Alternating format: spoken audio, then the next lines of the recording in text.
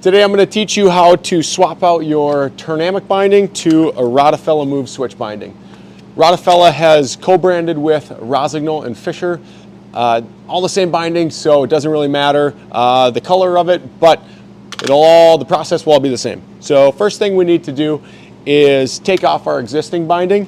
There's this little tab right here that you can pull down on with your finger. Sometimes if it gets stuck, I like to use a screwdriver to help pop it loose. It'll move straight down like that, and then we'll just slide the entire binding off. Next, I like to go and measure how far in front of my existing plate, my IFP plate there, I need to use my Scotch-Brite pad to rough up the surface so that the little epoxy on piece sticks really well. So for me, I like to measure it to my finger, make a little line, and now I will rough up my ski. Normally your ski should not have a big hole in it like this one. This is just our demo ski here today, so we're using one with a hole in it. Once you get it all nice and roughed up, wipe it off. There's a little alcohol wipe we'll use to clean the surface really well, get all the dust off of there. And once that dries pretty quick, we're going to peel this piece off the back of our plate, line it up real straight. You want it to be as centered as possible, so I hold on with my thumb and my index finger here as I push down and line it up to have equal gap on both sides of the ski.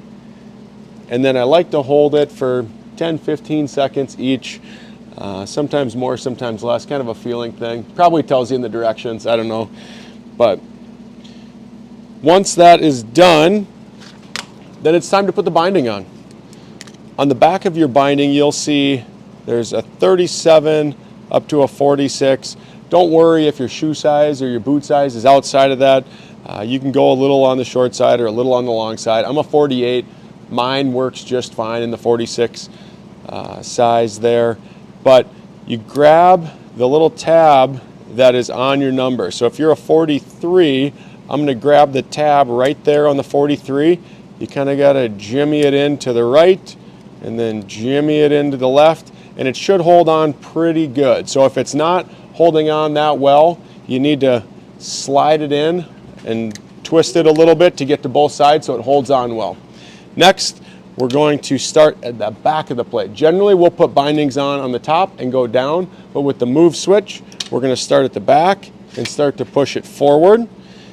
Now we have to remember to catch the heel plate. So if I'm going forward, I can keep going, and that heel plate doesn't always catch. If it doesn't catch, we're going to pull it back, and we need to reset that heel plate so it catches on to the back plate. As we go up, this tab out front will lay into our epoxied on piece real well, and then we can put our dial. It doesn't go on straight every time, so if I push down on the dial and push my binding forward, you'll hear it click, and now we're in place. Take my little fork, there's two holes right there, and I'll slide my fork on like that. There's a little push at the end to make it kind of lock in place, and then I always test to make sure I can dial it forwards and backwards. You'll have a neutral, one forward, and two backwards. And that's it. Good luck.